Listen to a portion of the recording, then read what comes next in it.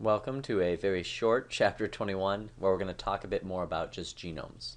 So to start off with, we've got genomics, which is the science where we're going to study the specific gene sequences of different species and different organisms and typically compare them to try to learn more about things such as evolution. We'll also talk about bioinformatics, and the whole purpose here is this goes hand in hand with genomics and all these different fields where we're getting so much biological info. So we need to do a bit like Google did to the web, where we need to organize it and make it accessible so that studies that are done that have been peer reviewed and are high quality, all that information is accessible, so we're not just doing the same thing over and over again, wasting money, wasting time. We want to make sure that people can get as much information as possible at their fingertips so they can continue to expand it. So they're trying to digitize and analyze and organize, lots of I's here, all the data that we have thus far biologically so that we can use it. Now, to that end, you have the NCBI database called GenBank, and this is one of the ones that's run by the government that stores most of the known sequences from a whole bunch of different organisms, so livestock, model organisms like mice, and some nematodes, and some fruit flies, and humans, and all that stuff. You also have most of the proteins that we've discovered and their 3D structures are in different parts of this. So if they talk about BLAST and some other software, it allows for you to enter sequences that you may have found.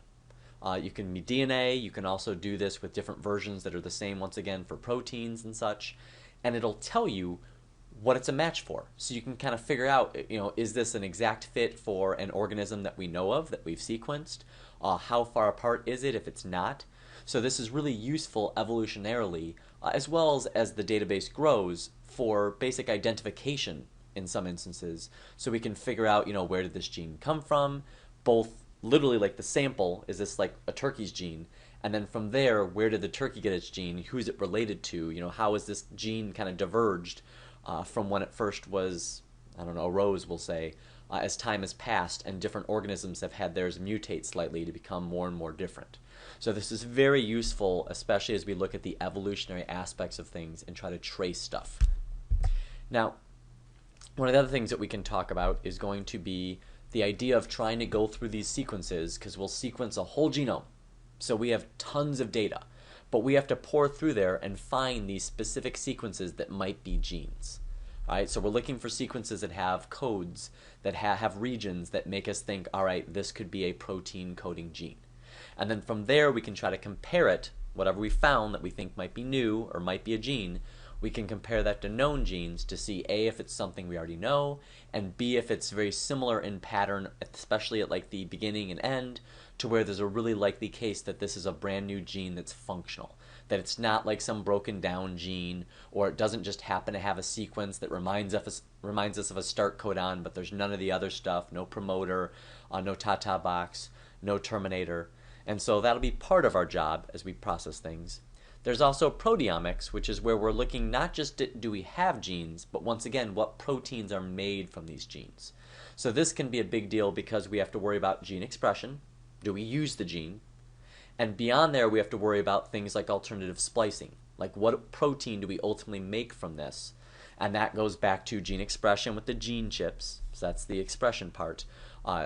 As we try to figure out what's different, because we want to know what's being expressed and exactly how is it being expressed. What protein is it making, so we can try and analyze what's going on with certain diseases and certain types of cancer so that we can try and attack those things. Maybe if they have a modified protein, we can try to attack or alter that modified protein to try and rid the person of the cancer or the disease in question. Now, as we kind of start to wrap up here, I want to make sure you guys understand that our genome, especially in mammals, because we're a mammal, we've said before that only 2% of our actual DNA codes for proteins. It's a very small amount. And mammals are known for having one of the lowest gene densities that there is. So I want you to realize that we have a lot of nitrogen bases, a lot of nucleotides that are part of our genome. So our genome size is quite large. But our gene number is not proportionately large. And so what we find is gene density varies by species and by overall group. Vertebrates tend to be lower than most. So don't just sit there and say, oh wow, that we have a ton of nucleotides, so we must have a ton of genes. What we found is that wasn't true. And part of this is because in some cases we just have a lot of baggage. There's a good chance that we have some DNA that's just kind of accumulated. But there's also where we have alternative splicing, so we found that we need fewer genes in many cases because a lot of vertebrates will have multiple different polypeptides made from a gene. And so that means that if each one, just magically we're going to say here, will definitely code for 2 polypeptides, that means I effectively have twice the genes that you would think of because each gene's making 2 products. So it's the equivalent of having twice as many genes. And so these things all kind of get packed into mammals appearing to have very few genes relative to the amount of overall DNA that we possess. Building a genome, so if we're looking at genes, how did we get all these different genes?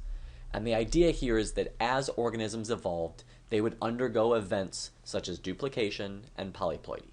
Both of these now give us multiple copies of a gene. Now, once we have multiple copies, we can have where one of those copies gets manipulated, altered, changed, and we still have one intact. So the organism should still be fine at that point if it's already alive and okay, but now that second guy that's altered can now make something new, something novel, which can allow for speciation and evolution to occur. There's also certain parts of the DNA, these hotspots, where you can see they're more likely to have interesting stuff happen, more likely to have these screw-ups, these duplications, these mutations. And so there are certain parts in our genome that seem more prone to altering and allowing for speciation than others.